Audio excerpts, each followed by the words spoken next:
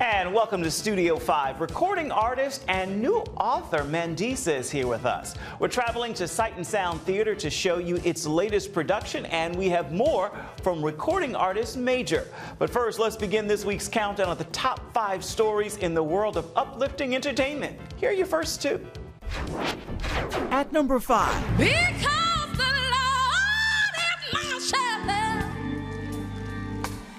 I have everything that I absolutely need. Gospel music fans mourn the loss of singer Lashon Pace. She died Monday at 60 years old. Pace began her gospel music career in the 70s, first performing solo, and then singing alongside her 8 sisters in the Grammy-nominated Anointed Pace Sisters group. He made you promise. Yeah, I'm saved.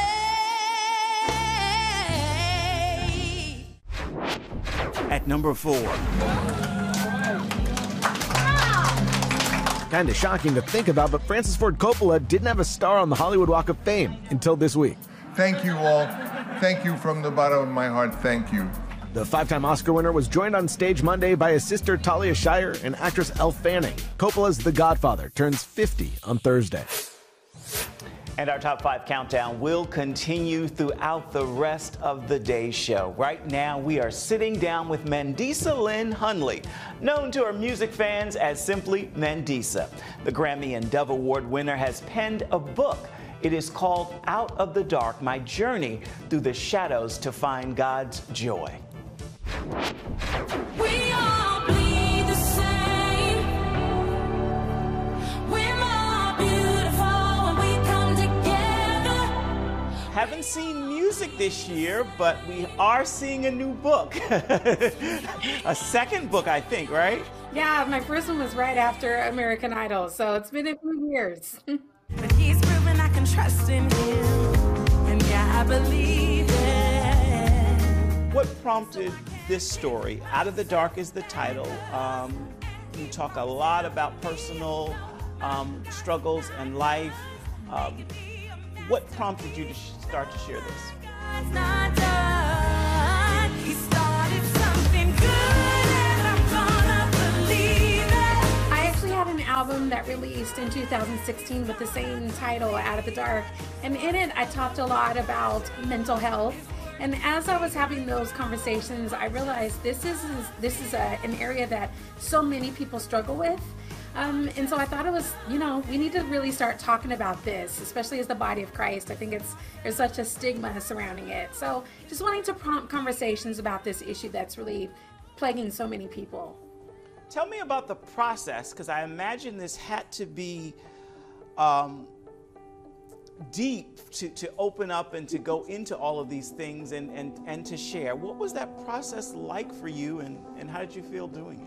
Yeah, not easy. It wasn't really an enjoyable process, if I'm being honest. But yeah, one of the things I learned is that we're, anytime that we're feeling comfortable, I mean, it feels good to be comfortable, but so often really the effectiveness and the healing comes from being uncomfortable. And so having to confront these issues that I've swept under the rug for so long, not really enjoyable, but I think needed. And it was cathartic for me, and I'm hoping it's going to be for people who read it as well.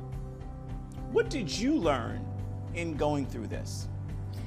Well, one of the things that I learned is, I think with my relationship with God, I felt like I couldn't say certain things. Like, I always had to, be respectful and maybe not talk about the ugly things. But, as I have read the Bible and see people like David, who's a man after God's own heart, he let God have it all, like when he was angry or when he was sad or when he was upset.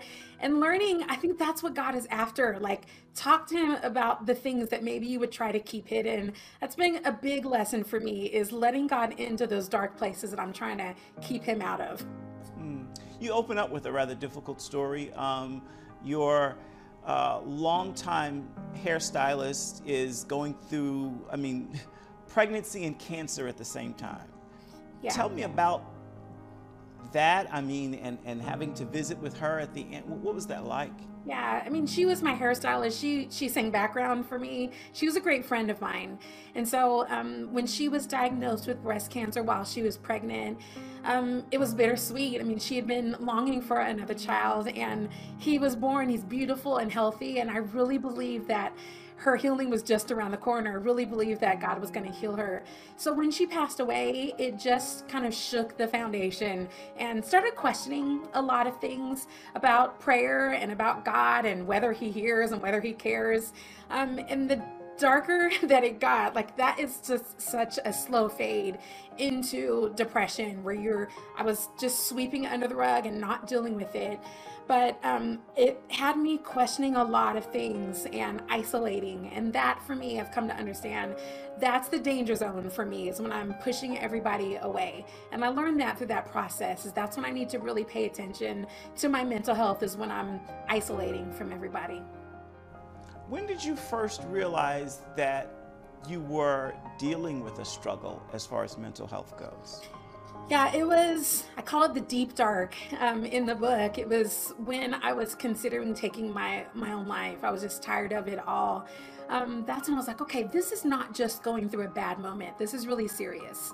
And it was at that time that my friends had essentially an intervention and pretty much said, we love you just as you are, but we love you too much to leave you that way. That's what prompted me to get counseling and to deal with some of these issues, is because I had people who were fighting on my behalf for me. So what's your prayer for this book now that it's out for the world to read, and you're going to be talking about it, and I imagine traveling and sharing even more? What's your prayer for this? Yeah, I have this vision of people sitting around in living rooms and coffee shops and discussing it. Like, I love the thought of people reading it, but one of the things that I've learned throughout this journey is community is so important to God. It's what he created us for. And so I'm hoping it's going to spark conversations with other people. I love people reading my story, but I really wanted to have people looking inward and to say, okay, how do I relate to this story that I just read? And what is God trying to teach me through it? So that's my hope. I hope it prompts conversations that's going to lead people to healing. Out of the Dark, my journey through the shadows to find God's joy. Mandisa's new book is available right now wherever you purchase your reading material. Still ahead. Even though I walk through the valley of the shadow of death, I will fear no evil. For you are with me. We head to Sight and Sound Theater. Was producing a Goliath for you? For an up-close look at David. Yeah, you could definitely say that. You could say that. It's a big undertaking. And the journey to turn the theater's lights back on. You know, the entertainment industry has been hit so hard over the last several years, and we know that it's nothing short of a miracle that we're even still here. At number 3. You let the tying run get on second, and we lost the lead because of you! Oscar winner Tom Hanks makes a sweet wedding surprise in Pittsburgh this weekend when he stumbles on bride Grace Gwantley and asks to join a few of her wedding photos. And as you can see here, this isn't the first time he's photobombed a wedding. This was the moment Tom Hanks interrupted Elizabeth and Ryan Barclay in Central Park, New York City, proving this Captain Sully really is a legend.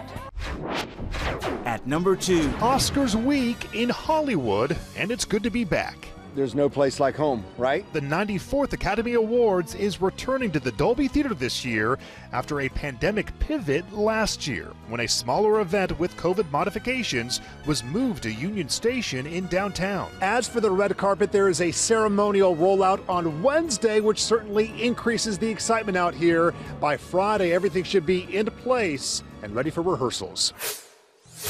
With that, we have only one more story to share in this week's countdown. We'll get to it in just a little bit. Welcome back. Right now, we want to take you to Sight and Sound Theaters, where we're all invited to experience the Bible's most epic stories as they come to life on a panoramic stage. And the latest Bible story imagined on its incredible stage is the story of David.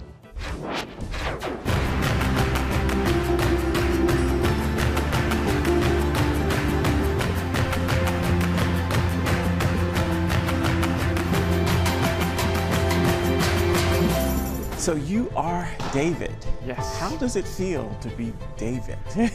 Honestly, it's amazing. An artist, a musician, a warrior, a king, a poet, like a shepherd. He did so much. Even though I walk through the valley of the shadow of death, I will fear no evil. For you are with me. You see yourself in David? I do a little bit. Okay. Yeah, a little bit, yeah. As I'm growing in this role, what I really love about David is that he was a musician. Like, I'm a writer myself. I like writing music, you know? And that's kind of how I connect to people, the world around me, and especially the Lord. The Lord is my shepherd. Performed in Jesus, you performed in Esther. Yeah. When did you know, okay, that I would like to play you were David? like, I'd like to do this? Well, yeah, I mean, right when they announced they were doing David, I was like, man, that'd be really cool to play David. I'd love to do that. But right away, I was more interested in, honestly, helping to write music for the show. And so that's kind of how I got my foot in the door in the first place. From then, once we started writing the songs, I started falling in love with them. And I was like, oh no, I want to play this character. David, for you, is this your first round as a full producer? Uh-huh. Yeah, this is my first time producing a show. Was producing a Goliath for you? Yeah, you could definitely say that. Yeah, not doing something before and not really knowing, and you just have to kind of trust, like, hey, I guess I'm in this seat for a reason, and like, I'm gonna trust that the Lord is gonna give me what I need to do this and tell the story that He wants. And it was a cool journey, I feel like, even connecting with Him more on that front. So how does this production feel in light of what the world has undergone these last couple of years? Yeah.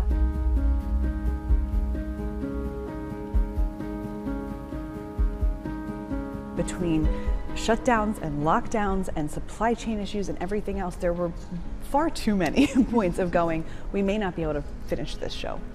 And so to be able to not just finish the show, but finish it well and on time and have an audience coming and celebrating, it is surreal. And I think we're all just so overwhelmed with gratitude at what the Lord has done in spite of overwhelming circumstances. You know, the entertainment industry has been hit so hard over the last several years, and we know that it's nothing short of a miracle that we're even still here and doing this. That really is David's story. He faced one battle after another, but the Lord was with him for every step of the way. And that's what we really hope shines from the stage, that the Lord is with us. He is our good shepherd. No matter what seems to be ahead of us, He's our good shepherd. How would you compare the effects and the things we see in David to other Sight and Sound productions? There are a lot of effects. There's a lot of cool moments in the show that I don't think anyone is going to expect at all. I think with David, I think people are coming to see Goliath and then they don't know. And that's actually really fun. It's a wild ride with a lot of effects and a lot of cool things that I think are gonna just surprise people. Between the media and the projection and the special effects there and the music of the show coming together, it is creating a really special experience. What's been the most touching part of his life and story for you to project on stage? Honestly, just his joy and love for the Lord, just that unabandoned that he has. You know, he doesn't care how he looks when he's praising God. He doesn't care what people think about him when he's praising the Lord. And that's something that I just personally want to grow in, because I don't know if I'm that way completely in life, you know what I mean? Like, the opinion of others, I think, sometimes does affect me, and it's amazing that David, it really didn't. He didn't allow the opinions of others to affect his relationship with God. Sight and Sound's David is playing right now at its theater in Lancaster. Seeing it is a trip well worth your time. We need to take a break, but before we do, we want to share this week's story in pictures. Here's this week's Studio 5 Snapshot. And the Academy Award goes to... It's a familiar phrase that finally returns as Oscar week comes out of the pandemic. So we head down the runway towards Oscar Gold, with a look at the big names who will serve as hosts for Sunday's show, as well as a look at some of the actors who are vying to take home that prize Oscar night. They include Will Smith, Denzel Washington, Jessica Chastain, Nicole Kidman, Anjanou Ellis, and more. And then there are the films up for Best Picture. This look at the Hollywood highlights and preview is this week's Studio 5 Snapshot. Just moments away. So now, I need you to hear the sound of your surroundings. It's lights, camera, action on a major story. This is your moment. Your moment to feel.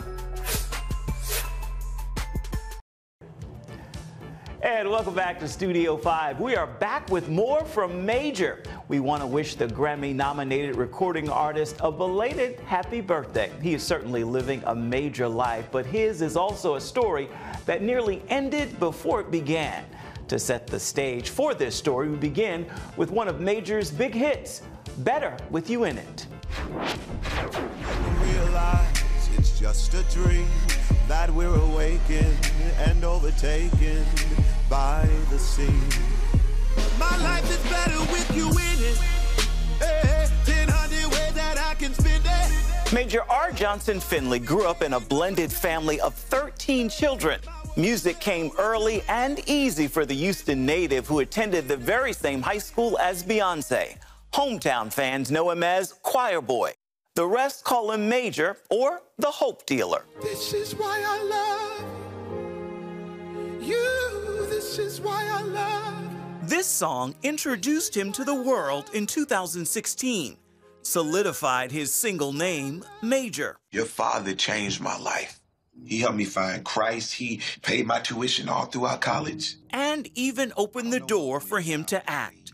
Still, Major's success didn't come overnight. Before people knew of me for, this is why I love, I was told so many no's, still experience no's, and so many opinions of experts telling me a song's not gonna work on radio. And that's when I realized that my hope has to be anchored in something that's more constant than the things that I'm aiming towards. And that's why my hope is in my faith center, God. I just want to be honest. A Grammy nomination and 2 albums later. So I know we can't see it because it's covered up by your jacket right now, but you have labeled yourself the Hope Dealer. Listen, listen, it's hope right there. Hope right there. Major's touring the country with a new nickname and a new spoken word project. He sat down with us at the Atlanta stop of the Major Hope Experience. And I want to be specific that I put Major, which is stylized all caps with a period, dot hope. So it's Major Point Hope. And it's spoken as Major Hope because I want people to understand that this concept is not just some fluffy cliche. It's to be understood that Major Hope would be synonymous with the unapologetic embrace of it. Hope is not the denial of reality. It's a commitment to believe greater is on the other side of it. What prompted it? What sparked it in your heart? I've been about this work all of my life. I was awakened to the call when I graduated college. I was the first of my siblings to graduate. My mom tells me why she named me Major, and that came with the story of perseverance for herself because she was, you know, pregnant with a kid out of wedlock and considered abortion. So she's like, what do I do with this child that people are gonna judge me for having if I have it? Divine intervention, you know, stepped in, and on her way twice to the abortion clinic, she had severe car trouble, from a tire busting to a tire just going flat in nearly the same spot each time she went. So she was like, God, I hear you. I'm gonna move forward with having this child. And if I name him Major, I pray that he makes a major impact on the world. And so we salute moms for always having intention. Impact and intention. bring us back to Major's most popular song. I found love, and Lord, I found it in you. And who inspired his lyrics. God spoke to you and said that if you sing about me, the rest of the world will sing along. Oh, you've been doing some research. All right, brother. That's it, yeah. I was writing the love song, and I was trying to figure out ways to be clever, you know, and Harmony was like, I said, Harmony, words are coming, but they don't feel real. And I said, I know heartbreak. I don't know a consistent love that has shown me what I'm wanting to sing about. And he says, you've never experienced this? I said, God? He says, so write to God. And I said, that's it. Wow. And as I prayed, I remember hearing, write about me, and the rest of the world will sing along. Everybody say this is why. We are singing along. Major's love letter to God has seen more than 130 million views on YouTube alone. Because you love me. And we are happy to share there is new music coming from Major. Stay tuned to Studio 5 and we'll be sure to share it as soon as it is available. With that, we have made it to the final story in this week's countdown of the best in uplifting entertainment. Here's what's finishing on top this week. At number 1. All of our guests are illustrious and all of our guests get a neon sign. What would you like your neon sign to say? Blessed. Boom. Another Denzel blessing. When the Oscars are handed out this weekend, he could be taking home another Academy Award. Full of scorpions is my mind, dear wife. He's up for Best Actor for The Tragedy of Macbeth. And in his press tour, he's letting fans know where the talent comes from. When I got to that place, you know? And by the grace of God, I realized I was given this ability to act and direct and do these things. But I remembered my natural ability would only take me so far, so I knew I had to study more, I had to get deeper, I had to go to learn more. So that's what I did, and it paid off, and it's paying off now in a film like Macbeth. Denzel won Best Actor in 2002 and Best Supporting Actor in 1990. One of the most important lessons in life that you should know is to remember to have an attitude of gratitude, of humility. Understand where the gift comes from. It's not mine, it's been given to me by the grace of God. Use what I have, use what you have. Sound like your mom, right? Yeah, I saw you. Listen, I just felt your thing. Like, you just told me use my imagination. I'm very creative. Obviously, you are very creative. 2, help others. You know, on your last day, you can't take it with you. Welcome back to Studio 5. Music fuels this production every week, and this week it's hip-hop's Tadashi, who is playing in my ear. Take a look and a listen to his latest, Mirror Talk. No shade, just light on my true colors. Most of us colorblind, pretended like undercover. Airing out my dirty laundry. I had to, man, even if it haunts me. Fighting for sanity is daunting. Private thoughts made public to risk desire. Don't misconstrue my confession for friendly fire. Insecurity makes you question who's biased. Powerful words and powerful song from Tadashi. On that musical note, we are just about out of time for this edition of Studio 5. So let's take just a moment and look ahead to next week. Oh no. It's a code red. Code red, baby. Okay. We're late. Let's roll. I'm Zoe. DJ. Let's go. Harish. Up and at 'em. And this is Paul. Morning, Jay. Morning, Paul. We turned our 2 families into 1. A classic comedy gets a 2022 makeover. Having a long-time stepmom and a first-time mom has led me to this moment. We got this. The cast of Cheaper by the Dozen make us laugh with an inside look at the film. Cheaper by the Dozen will be able to help show folks that blended families gain a different insight into motherhood and parenthood. It's always good. Ta-da! Luna, strong choice. Just take off one thing. All right. Solid advice. Well, that is one story we are excited to bring you next week. We hope you will join us for that and so much more. Before we say goodbye today, we want to give the final word to recording artist and author Mandisa. If Mandisa could go back and talk to little Mandisa, what would you tell her? You sound like my counselor. Yeah, I think I would tell little Mandisa to treat myself the way that I try to treat other people, to not talk about myself any way that I wouldn't talk to somebody else, to give grace and acceptance, and to not beat myself over the head so much, that there is grace for everyone, and that includes me. Mandisa, thank you. That is a great final word for this edition of Studio 5 and this week's look at uplifting entertainment. Until next time, make time to uplift someone around you, and then come on back and see where Studio 5 takes you next week. Bye-bye. Thank you for watching.